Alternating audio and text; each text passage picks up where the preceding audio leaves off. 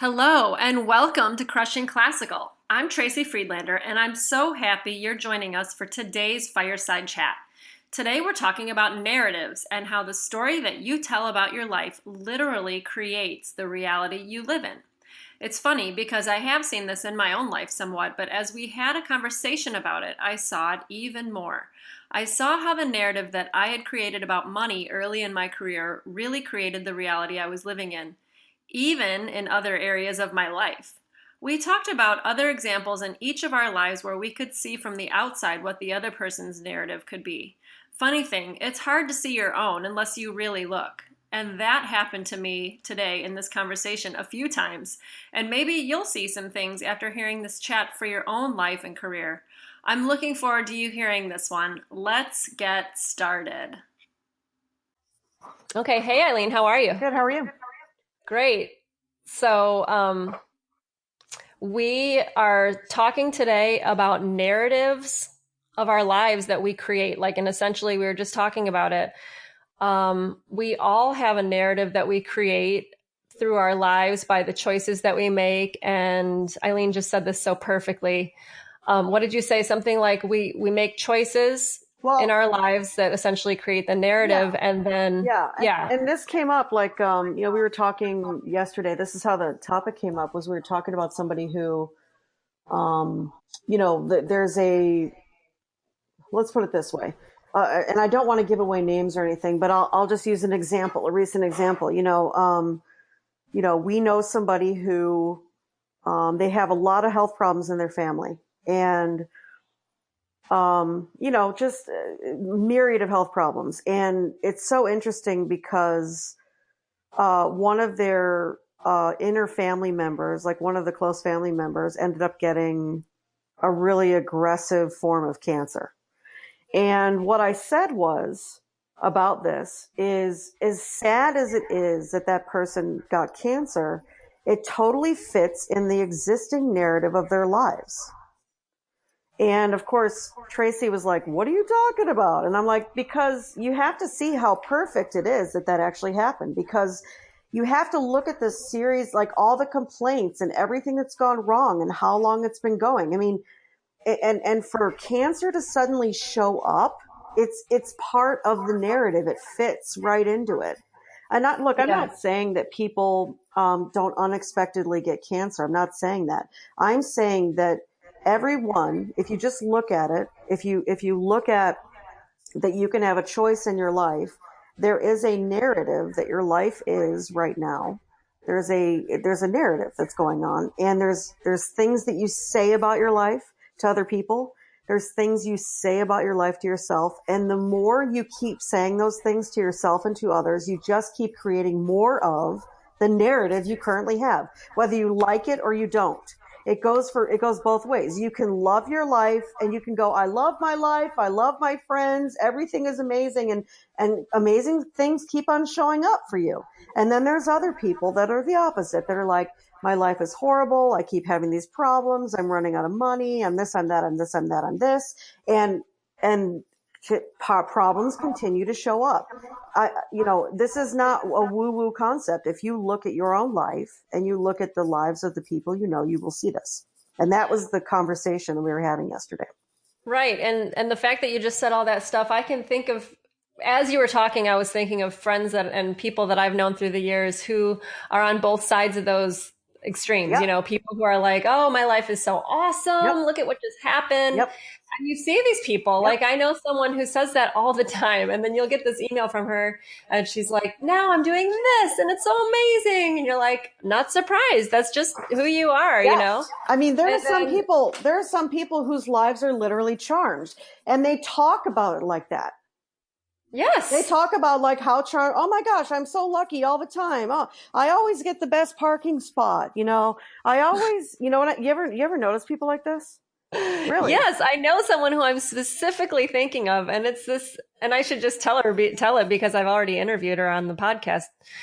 This woman named Susie Perlman. She loves her life in New York City, and she's created a career out of being a freelance Broadway violinist. And it's really hard to get those Broadway gigs. Yeah, sure. And they pay extremely, extremely well. And it's very volatile because you never know when those shows are going to close. They run them until they're not popular anymore, and then they shut them down. Yeah. And you get like a 2-week notice or a 1-week notice. So your full-time money for however long the show is running is great. And you can't really work any other jobs during that time because it's like, 11 shows a week or Yeah, something. it's like all consuming. It's all consuming. And her career has been so brilliant. It's like one show ends and another show opens. Like Yep. it's just seamless for her. Yep. And she always just talks about how lucky it is that she keeps getting these things and it always works out. And it really does. And I actually never worry about that she's not going to have something after the next one closes. Like, yeah, and she doesn't either. And that's why it always turns out for her because right. because she is that the next opportunity is coming. Now, people can say this is woo-woo, but I'm sorry, people like this. You know people who live charmed lives and you wonder how the hell they're doing it. I promise you that it's their narrative.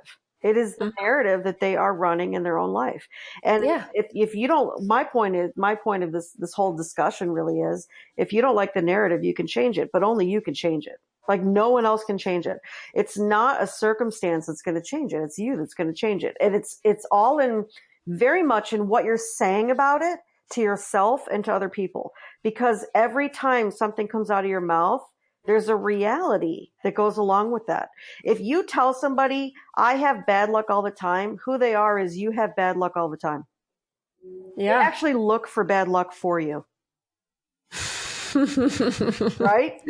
Yeah. And I mean, for the same like story of someone who's always getting the best things and all the good luck and everything. There's another, I'm sure everyone in the audience can think of a friend who every time they call you, something shitty happened. Oh, you're not going to believe what happened. Oh my God. Can you believe this and that crap? I have friends like that too. You just expect their lives to go wrong because there's going to be some drama. I have a bunch of friends who have very dramatic lives and I don't really know much about that because I sort of have a drama-free I'm like a no drama zone. And I think, I think my personality sort of breeds that, people with drama are like, don't talk to her. She's going to say mean things, she's going to tell me the truth or whatever. They don't want to talk to me. So they sort of stay away from me, but it's always interesting to hear, other people's drama because I know what's like I am expecting, every month or two to hear so-and-so's drama. I'm completely expecting it. Yeah. And you can see it on Facebook. A lot of times the same people will post about it, right? Yep. Totally. Yeah. You notice the same people are always complaining. They never stop complaining. Yeah. That never really ends.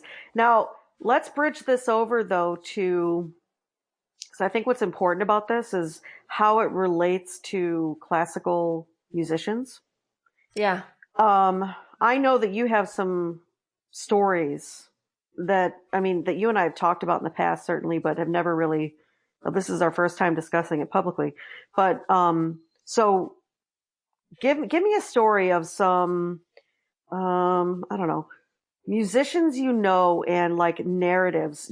I'm just curious because, and listen, I'm asking you because, I haven't been in the classical music scene since I was 28, 27. And it's been a long time. So you've been there much more recently than me. So throw something down. Well, I want to start with my own example because Sure. I've talked openly about my financial struggles in the past. And this is, because we're having this conversation and before we started the recording today, I was sharing with you some things and you're asking me some questions. I actually saw some things that I wouldn't have seen before because I'm looking, Yeah. So, my narrative was always that I was broke. And I was, but when I look at the choices that I made through my career starting early on, so I kept that narrative going because I was making certain choices, So one example was when I first moved to Chicago, I was working at this Italian restaurant and it was a great place to work. I mean, it was, we have so many funny stories from that place. It was a great restaurant, super popular. It was always packed every night. I made really consistent money. I mean, it wasn't like I was filthy rich or anything, but I always knew I was going to make around $120. That's pretty good for a night. Yeah, and every single night we're talking like Monday through, and more on the weekends, but even like a weekday, you can make that. And so I liked working there, but it was very Italian. Like me and this other friend of mine, Rachel, we were the only people who Italian wasn't our first language. Like, That's like, yeah, that's hilarious. That's like, that's like being in a whole nother, it's like another ethnicity almost, the way oh, they, I was you know scared what I shitless mean? the first day that I worked. I was like, I was getting trained on the floor. Like I had interviewed and I was at home and I got this call and it was the owner, Lilo, and he calls me. He's like, Tracy. I'm like, yes. He's like, this is Lilo from Top Video. I'm like, oh, hi. And he goes, you want to work here? And I'm like, yeah. And he goes, you start in an hour. I'm like, shit. Are you serious? I had to like run out to Marshall's and buy a tie because it was like you had to wear like, like the white shirt, men's white kind Oh, of I tucked in remember. button I, shirt. I actually have eaten there. I know exactly what you had to wear. Yeah, so you wore Yeah. a suit, a shirt and tie with the long white Yep. Yep. apron, Apron. Aaron, Yep. with the black pants, and I mean it was a nice looking waiter outfit. It was, and that was a nice restaurant too. Yeah, really nice. Hmm. And so I got there and I'm like, okay, I'm brand new. I'm new. No one doesn't seem like anyone else speaks English. But then there's this girl who looks my age and her name's Rachel.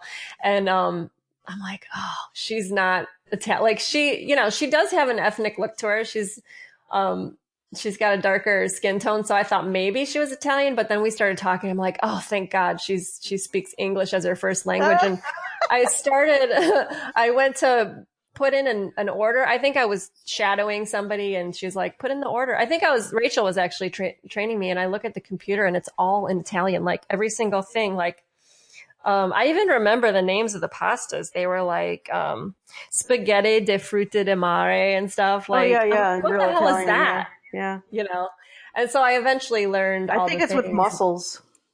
Yeah. Fruit of Spaghetti with, the sea. yeah, with mussels. And so, yeah, and so there was this girl who spoke Italian, but she also spoke really good English, and she told me how to pronounce all the things on the menu, so I could not sound like a total dumbass when I was waiting tables. But yeah, so she helped me, and I worked there. It was fun, but they were really strict. Like you had to work every single night. There were no exceptions, really. Like when my sister graduated from college, I was like, please, can I have off a Thursday night? And I begged and I was like, can I please have that one night off that, you give one night off anyway. I'm just asking for the next week for it to be on a Thursday so I can see my little sister graduate. And the schedule comes out and I had 7 days off. And I was like, why did you give me 7? I just want the one day. And they're like, oh, we thought you wanted the whole week off. Like they were being assholes. Wow. Yeah. So anyway, I worked there and then, but really I needed something more flexible and Rachel quit and went and worked over at this biker bar called Twisted Spoke. And it was really, really a popular bar and, much more casual, like really much way easier, like no heavy plates to carry. I mean, it's just burgers and fries and the Yeah, menu bar is so food. easy. Yeah. Like it was super easy to work there and the schedule was flexible. And so, and you could make great money there too, but it was like less pressure. Hmm. People weren't having fancy dinners there and getting mad at you if the food was taking a long time or whatever. So I started working there but going into the narrative of being broke, like as I was going to grad school and I was working part-time at Twisted Spoke, like, summertime was great if the weather was great. If you were inside when the weather was great, you didn't make as much money. And then in winter, there was no outside seating at all. So there were less shifts. And so it was funny. Like I actually chose waiting tables. Even everyone knows that's a very inconsistent way to make money generally because you never know if the place is going to be busy. Yeah. So that in and of itself is kind of part of the narrative, and then just, the loan situation and everything about being a musician and being broke was part of my narrative. Like it just worked for my choices was what I essentially was seeing as we were talking about this earlier. Well, what are some examples of that? So obviously I understand the waiting tables, but what else? It fits into the narrative, like specifically. like maybe my bank account was always low. But I would still spend money though. When I would get money, I would spend it. That's the other thing. Yeah. Okay, good. So I mean, you just have to look at how this is the important part of this. The important part of this is it's not my bank account was always low. It was I was always making my bank account low and then bitching about it. You Exactly. have to Yeah. really And I get was like how you create the narrative you have is not an accident. You're actually making the narrative. Everything, single thing you say and do is making the narrative. You got to get it. yeah. You see what I'm saying? And that's why I'm asking you to be more specific about what you mean by the loan situation or like nobody knows what you're talking about. And you have to like actually take it on and be responsible and say, I said my bank account was low, but really what was going on is I would get money and I would go out and buy clothes and shoes and dick around with it and go buy, 3 nights of drinks and I'd have no money left. And then I'd be like, oh my God, how am I going to pay my rent? You see what I mean? Yeah. I'm Yeah, it just, was like that. yeah, Like, and I took out store credit cards and didn't think it was a problem to, go shopping between, if I was at school and I had, an hour off before a rehearsal, then I would, you know, I had some space on my Marshall Fields card and I would go. Like, I'm ashamed to actually say that, but you it's shouldn't be really, ashamed. You should just own it. It's not a big deal. It's totally human. You know what I mean? yeah, But and here's the important part of this is you say now you go, well, at the time I didn't think it was a problem. Actually, you knew it was a problem and you did it anyway. right. Does that make sense? Yeah. This is the thing you have to get about a narrative is you can tell yourself your bullshit stories all day long, but the truth is the narrative that's going on, you are making it right now. Whatever the thing is that's going on in your life, whether you like it or you don't, hopefully you like it, but most people don't. So if the thing in your life that you don't like right now, it's because you're totally making it that way. So I would say that like I think a key factor of making it that way, like you said, I knew it was a problem when I would go shopping. I know that I must have on some level, but there was some justification going on in my mind, like, oh, it's not that big of a deal. It's on credit. I don't have to pay it off. I don't know if that was even conscious. It was just like, I'm doing this because I deserve it, sort of thing, like Hmm. sticking my head in the sand about whether or not that was my responsibility. Yep. I really think there was a lot more, there was a lot of other stuff going on. It wasn't like I went into the store and said, I know this is a problem and I shouldn't be doing this. It was just that part Right, but didn't right, no, come for out. sure. You didn't say that consciously, but unconsciously you knew it was a problem. I mean, Right. you have to admit that you didn't walk into Marshall Fields. Well, it's not Marshall Fields anymore, but you didn't walk into Marshall Fields and go, I can go on a spending spree. You went into Marshall Fields and said, I have like $89 left on my card and this is Totally, probably totally. And oh, these dumb shoes and are I'm on going sale to do for it any 50 bucks. exactly. And I'm going to Yeah. do it anyway. That's, Yeah. you know what I mean? Yeah. That's really what was going. And look, this is the whole thing. You can't be ashamed about it. That's stupid because you did it and it doesn't matter. And Right. and it's completely human to do it. I'm not saying it's right or wrong. There's no right or wrong here. You have to decide if it works for you or not. That's the whole Right. point. The Right. whole point isn't for the world to tell you the choices you're making are wrong because who fucking cares? It doesn't matter what the world says about your choices. It's your life and you decide. But what I'm saying is if you don't like your narrative right now, then you have to get hard on you. That's it. Exactly. Because who cares what everybody else thinks what you're doing? It doesn't matter. There is no right. There is Exactly. no wrong. It doesn't matter. You It's know? just what you're doing or what you're not doing Yeah, and it's what whether you're that doing or works. what you're not doing. And if you don't like your narrative right now, you got to you can change it anytime. That's my point. Like you could have stopped that that fun little spiral, that financial spiral you were having Yeah. at any time. You just didn't.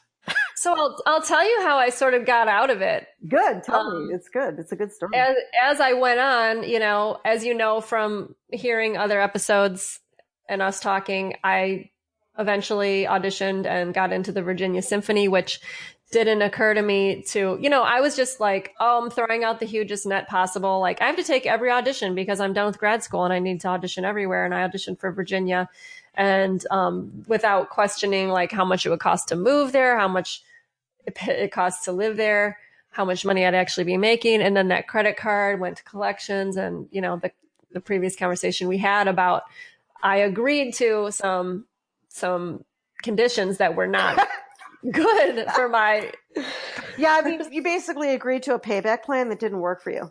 totally. Yeah. Yeah. And so I was paying, a huge, like more than half of my 300 or something a month, 350, something like that. 350 when I was only getting paid 25 or something. Yeah. Yeah, that's a lot. So, yeah. So it was stupid. And so I was always freaking out about money in Virginia. Like, I'm not going to have enough money to pay my rent. Oh, my phone bill was too high, or, it's winter and I had the heat on, and, things like that. Freaking out, freaking out, freaking out. Sure. And then I moved back to Chicago. Financially, it still wasn't great. I moved back, and, um, over the course of the next year, kind of apartment hopped and ended up in a super cheap place that was in a bad neighborhood. And eventually, I couldn't even afford to pay for that anymore. And I just ended up moving in with my parents again, you know. Mm-hmm. And that was right around the time I went to China.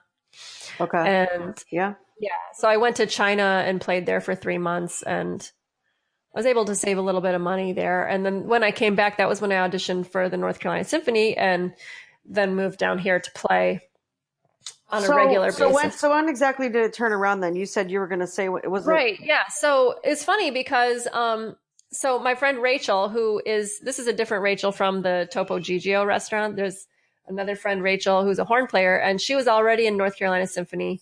She actually won the fourth horn spot, and I was the runner up, and they offered me to come here and play full time.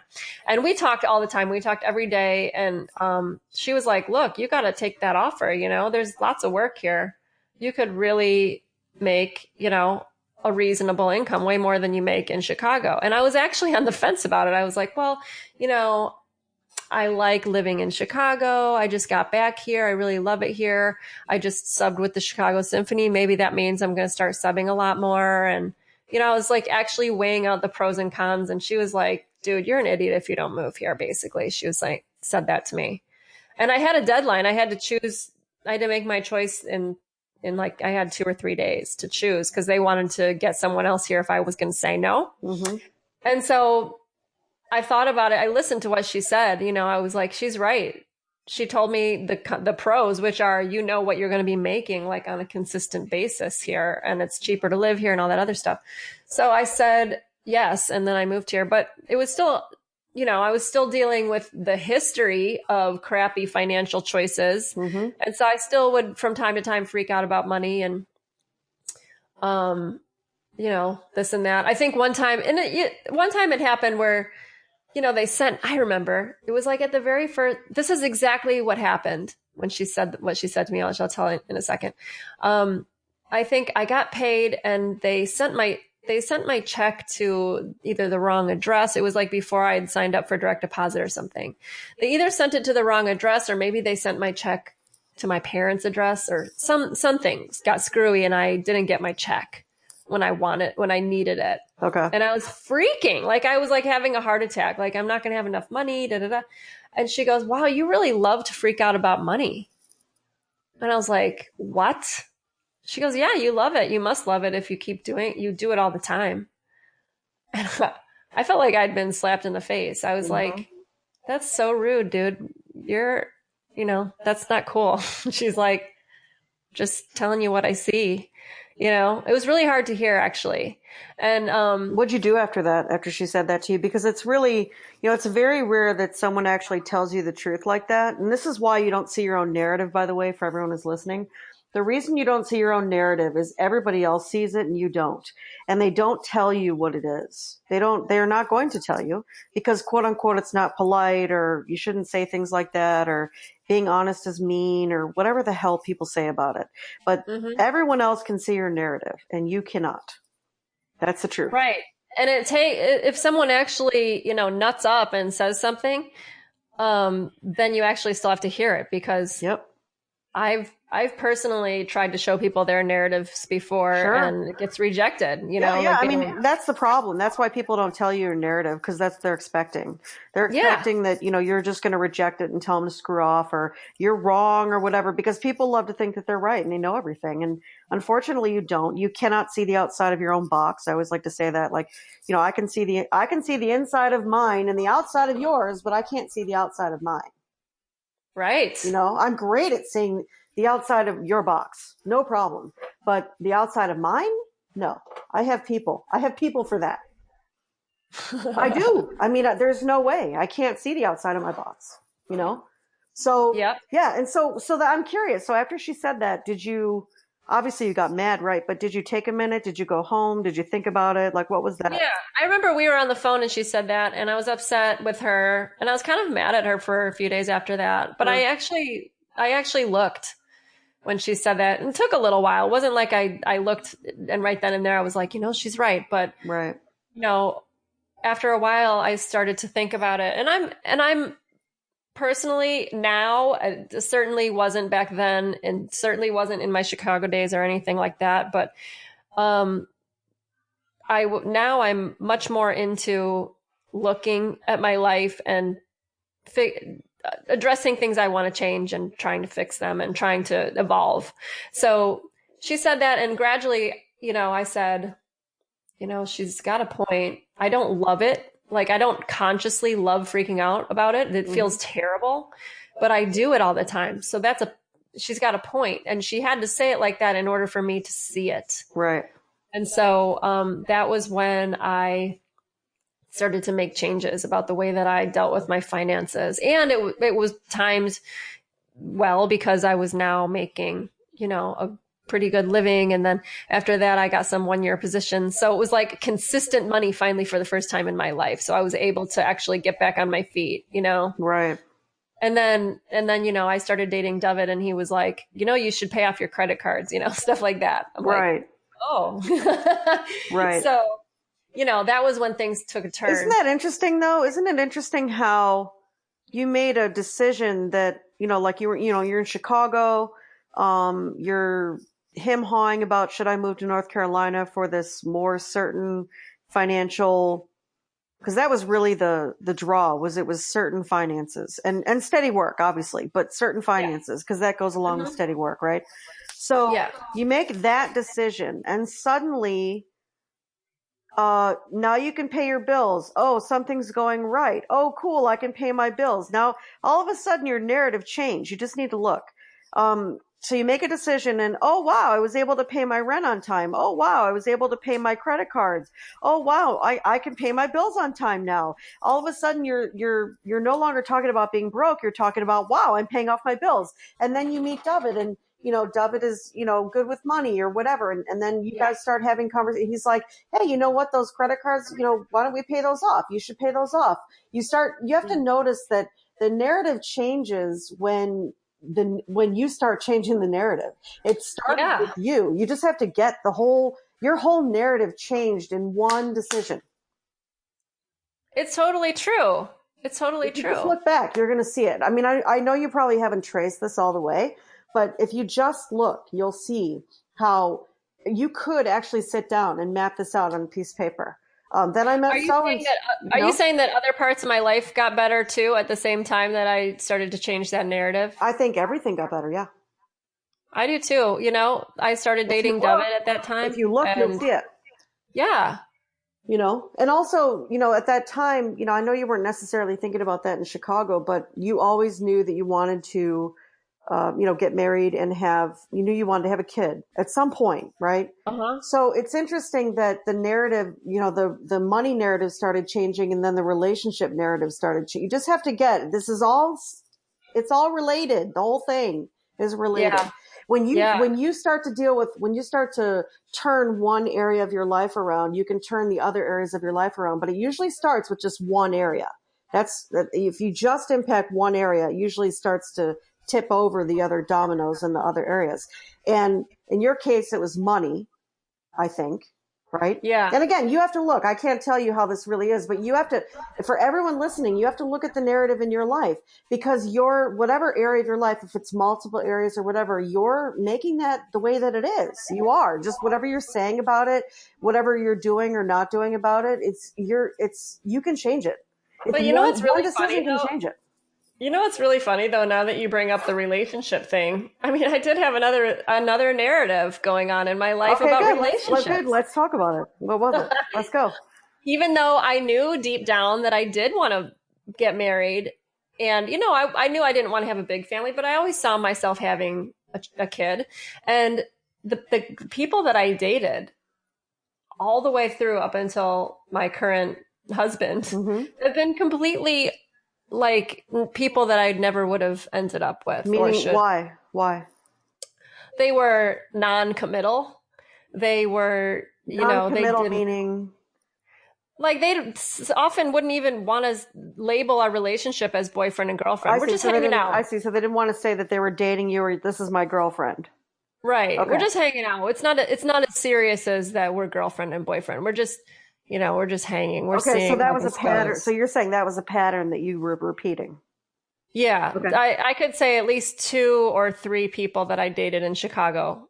It was like that. Okay. And then what was your conversation about that? So you would get in these relationships with guys who didn't want to commit. And what were you saying about that?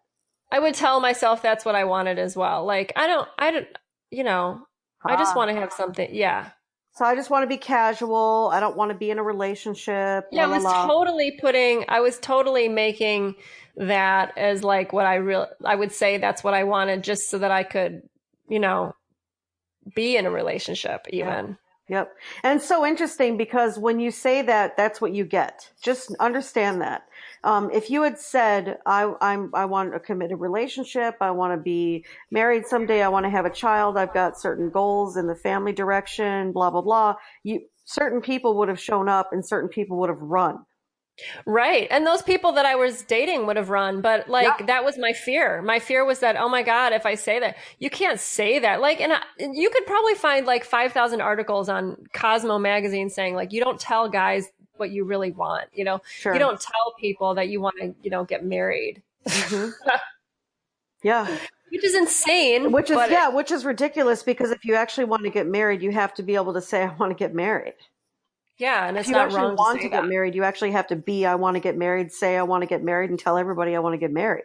Yeah. But in your Yeah. 20s, it's like this thing like, oh, don't say that, Well, and oh, that looks desperate or this is my something. whole point is that it's not just the narrative you're running, it's that you're letting the outside world tell you what your narrative should be, and that's bullshit. Yeah. Straight up. That's bullshit. You do not have to live that way. And I get what you're saying, by the way. It's true. Like there is a narrative out there what you should or shouldn't say. But I think it's interesting that we've all decided that the outside world should tell us what our narrative should be. And I totally disagree with it.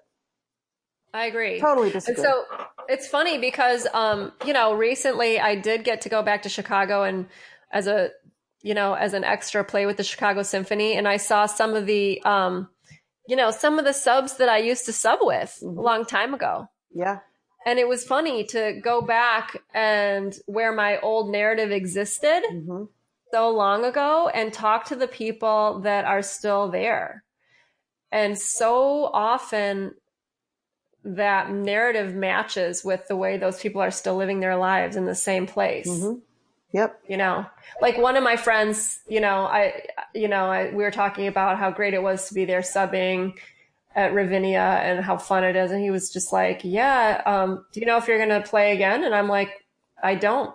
And he goes, yeah, me neither. I guess that's just how it is as a freelancer. You just never know, Mm-hmm. Total narrative, right? Yeah, it is. And whether or not the circumstance is true or not, by just saying that, you're continually creating that for yourself. Yeah. Just And like I lived that. your friend who's doing the Broadway shows constantly has another show that she has to look forward to. That guy has another gig he doesn't have to look forward to because, he's a freelancer and this is how it goes.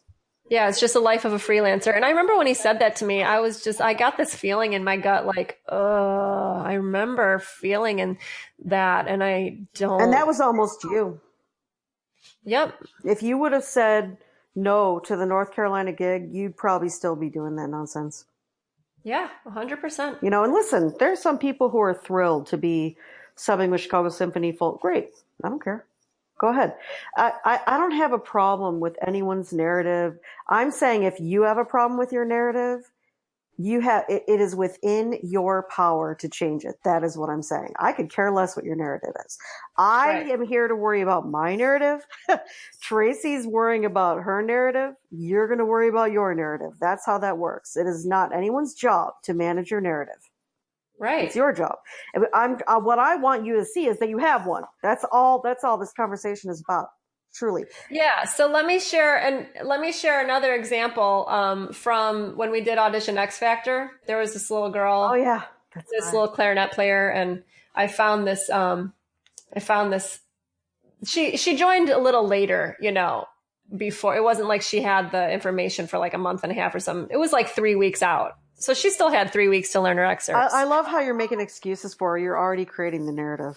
Uh, no, I'm not. I'm just not. saying, I'm saying like, I just think it's interesting that you said, well, she did sign up a little later. You're already creating a narrative.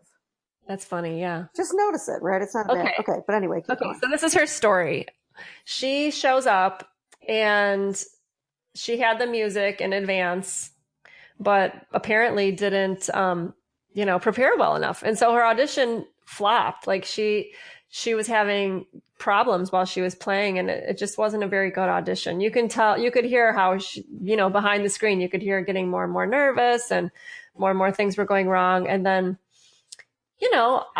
I'm used to auditions going great or sucking or whatever. That just is part of auditioning, right? Mm-hmm. So right after that, there was a break. Was she in high school, by the way, or middle or High school. high school? Yeah, high school. I just want to get the age. Okay. Probably early high school, like Okay. freshman or sophomore, something like that. Okay. So I went in the bathroom to go to the bathroom, and there she is. She's in there crying. Mm. And I'm like, "Are you all right?" And she starts sobbing, and I'm like, "What's going on?" She's like, "I just played so bad, and I'm so bad at this, and I'm so bad at all this stuff, and I've never been good at auditioning, and all this stuff." And wasn't expecting anybody to cry that day, so it caught me off guard a little bit. Well, and you really have to listen to the words that she said. I mean, just think about what she said to you. So she said, I just had a terrible audition. I never auditioned well, or some version of that. Think about everything she said. Just can you trace just a little bit the words that she said to you? Yeah, it's part of the narrative. You just got to get the whole thing. It's part of the narrative.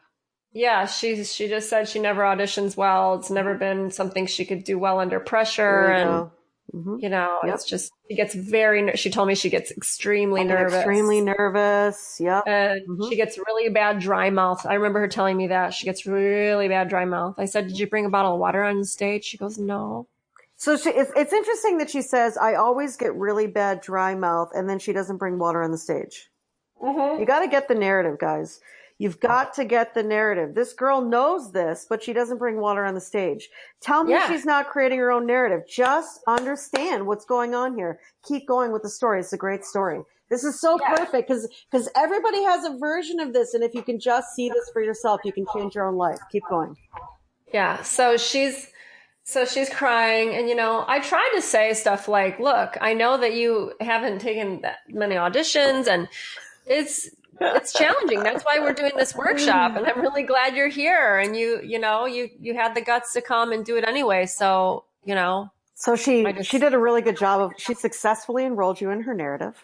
She totally did. Yeah, I felt really and bad. By the way, there's nothing wrong with that. I'm just showing you that it's very easy to get people enrolled. It's very easy to pull people into your narrative. Very easy. Yeah. Because we all want you to feel better. That's the truth. You don't want to see a human being crying and suffering and upset. That's hard. So how could you not? It's easy to get pulled into a narrative. Very easy. Exactly. Keep going. Exactly.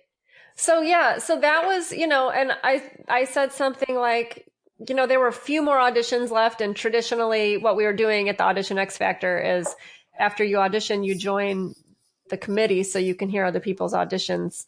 But I told her that she could, she could stay out and collect herself. Oh, it was right before the second half started oh, this is part of the story I almost forgot to tell. So this was right before, I think her audition was right before, it was at the end of the audition portion of the day. And then it was going to go into the workshop portion where it was more like a lecture, Okay. And so, I said, there's only one or two more auditions. So why don't you just, you can stay in here in the bathroom and wipe your tears, and then I'll come and get you when it's time for the lecture. And so two more auditions went, and then I went back in the bathroom and she was waiting in there for me, Mm-hmm. And then I said, we're going to start now. And she started crying again. I'm like, it already happened like a half hour ago. Okay. So she comes in and she sits down, she picks like a corner spot, and she essentially sulked for the remaining 2 hours when we had the Yeah. Again, this is part of a narrative. You just have to get it. The whole thing it's carefully constructed by a human being. You need to understand, we can get annoyed with human beings, but you need to understand there's a construct about this whole thing. I mean, she carefully orchestrated this. Yeah, She doesn't even really know it, just so you know. She's not aware of it. I'm not saying she did it on purpose. I'm not saying that. We do these things, we don't even realize we're doing them. She didn't know she was doing this. But so what ended up happening? So I tried to engage her during the talk too, because part of the talk, we're asking people how they feel about I know, things. but you got to you couldn't have done that. Right. Her narrative, no, her narrative would not allow that. Yeah. She didn't look up once. She wasn't taking notes either. Everyone else was writing things down. It's all part of the narrative. Yeah. And so at the end of the day, parents came to pick kids up, and she was waiting, and actually her dad came in and was like, I knew she was going to get upset. She didn't even look at the music until, the day before. And this is what she does. Like, he was basically telling me all this stuff. Well, he was just telling you the truth about the narrative. Yeah. And also, he knows her deal. He knows her little shtick that she does. She signs up for the workshop 3 weeks prior to the workshop. She waits until the night before to prepare. She has a meltdown at home, and then she continues the meltdown at the audition where she fails. Mm-hmm. This is her pattern, and her dad knows it. Yeah. Does that make sense? Oh, yeah. It's totally a narrative. You just have to get it. She knows she gets dry mouth. She doesn't bring water. She knows she gets nervous. She's not doing herself any favors by waiting till the night before to prepare. So she's creating her own nervousness. You have to get that, right? Yeah. I mean, it's all, and look, it's up to her if she wants to fix this or not. It's not right and it's not wrong. It's just what she's doing. And if you're doing this, look, there's a million musicians right now who are using the excuse. I say the excuse because it's part of the narrative.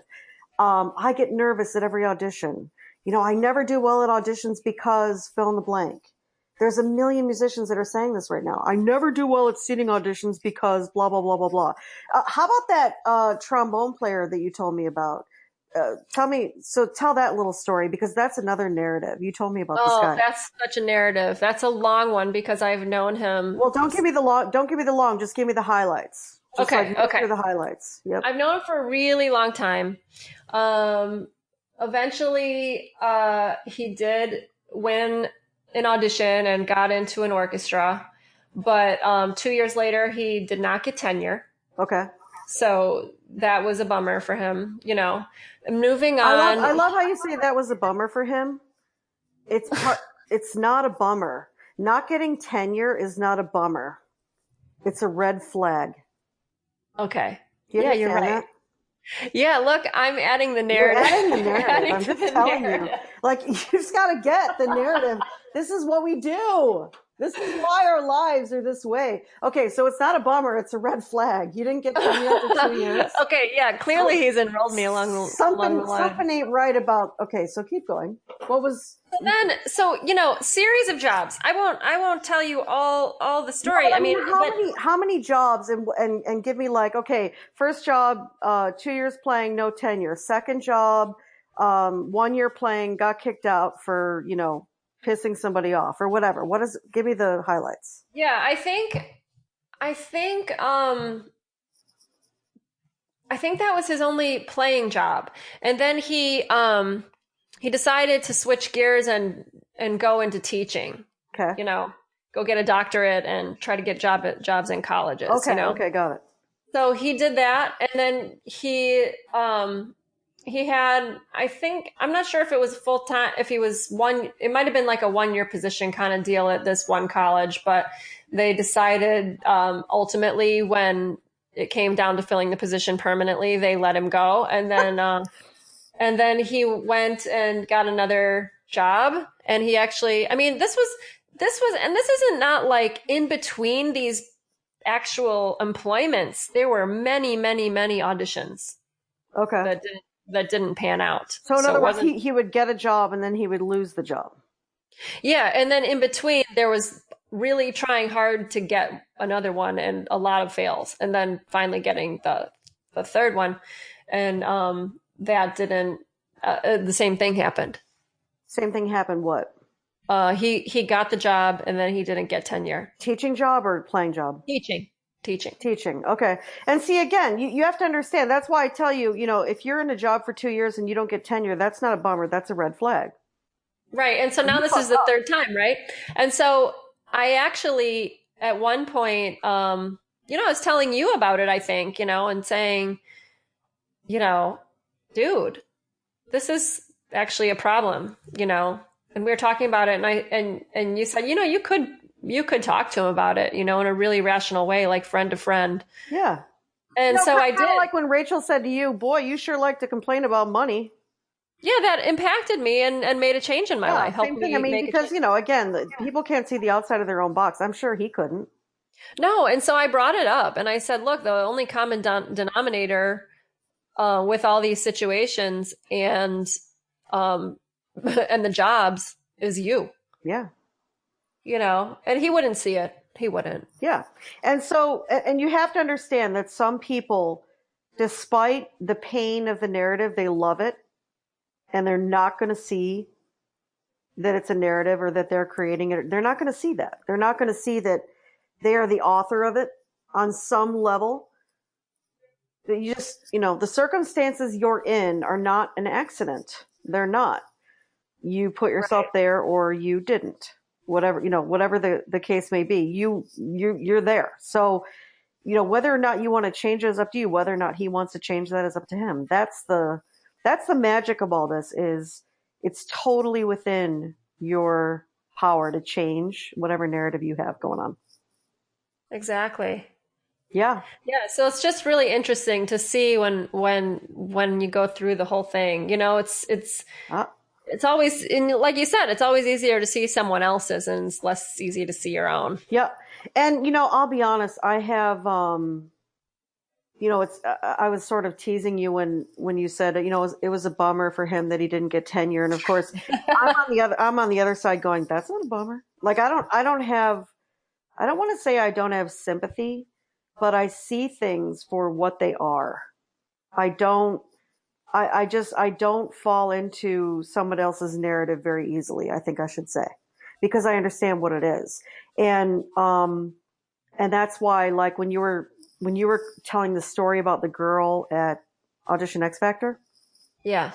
and you were like, well, she signed up late. That's totally a narrative. Right. That's totally a narrative. You were already making an excuse for her. She had 3 weeks. She signed up with 3 weeks to go. You're telling me she can't prepare a few excerpts in 3 weeks? Right. And I you know what? don't I believe that. actually gave the people that signed up later, I said, another choice for you is to play something that you've already prepared, Sure. Actually, that was part of it anyway, Yeah. play a concerto that you've prepared. So Right. there's really actually no excuse. Right. But there is no excuse anyway, is my point. Right, right. You know what I mean? Like the excuse is part of the narrative. Somebody making an excuse and the whole thing, like the biggest annoyance for me is people who say, they're walking into an audition or, some situation or dating, this happens in dating and they go, oh, I'm so nervous. I'm Mm-hmm. like, really? Why? You don't actually have to say that. You don't Yeah. actually have to be nervous. You don't even have to say you're nervous. In fact, if you would stop saying you're nervous, you might actually stop being nervous. Right. You could actually be confident. You could walk in and say, I'm confident. And of course, you can't lie to yourself. If you haven't practiced enough and if you don't feel prepared, you're not going to be confident. And then you're going to be nervous. But that's my whole thing. You are creating the narrative you're in. Every time you walk into an audition, I'm prepared, and you say, and your whole thing is, oh, I'm nervous at auditions. Well, it's not because you're nervous, darling. It's because you're not prepared. Right. Preparation, is confidence. And so, yeah. So anyway, do with this what you like, I think is the take home message of this entire fireside chat. Do with this what you like. There is no right. There is no wrong. I don't care what anybody else says you should be doing with your life, your career, whatever. We're not here to tell you what to do. We're here to show you that you can change it, whatever it is, your life, your narrative, your career, whatever. It's your choice. I'm not here to tell you what to do.